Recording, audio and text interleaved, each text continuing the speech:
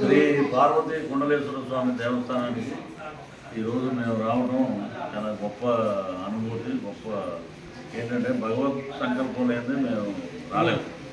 ఇన్ని సంవత్సరాలు ఇటు తిరుగుతున్నాం కానీ ఏ రోజు ఇక్కడికి క్షేత్రం ఉందని అసలు మాకు తెలియదు.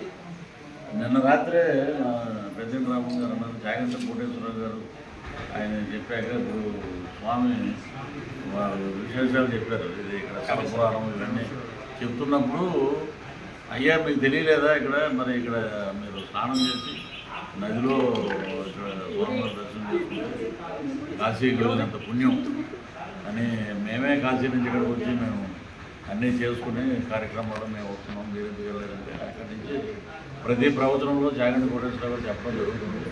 సో మా శాంతి ద్రాక్షారాము డాక్టర్ గారు వారి ఆధ్వర్యంలో మా స్వామి, అలాగే ఇక్కడ ఉన్నటువంటి పెద్దలు కామేశ్వరరావు గారు, ఇక్కడ ఉన్న పెద్దలందరూ ఆశీర్వాదంతో మేము అద్భుతంగా బ్రహ్మాండంగా స్వామివారి దర్శనం చేసుకుంటాం. వారి అనుగ్రహం మా దూరంగానే అంటే ఇన్ని అడుగులు చూసాం కానీ శివలింగం ఇలాగా త్రిభుజాకారంలో ఉన్న ఇదే ఫస్ట్ టైం భారతదేశంలోనే లేదు అలాగే కుండలి రావడం కుండలాకారంలో. సో పార్వతీ కుండలేశ్వర స్వామిని దర్శించుకోవడం మా జన్మ చరితార్థమైంది. ఈసారి కుటుంబ సమేతంగా వస్తాం. సో స్వామివారి ఆశీస్సులు తీసుకుంటాం. అద్భుతం. మీరు అందరూ రండి, దర్శించుకోండి, మీ కష్ట సుఖాలు స్వామిని చెప్పుకోండి. బ్రహ్మాండంగా మీ జీవితాలు బ్రహ్మాండంగా ఉంటాయి.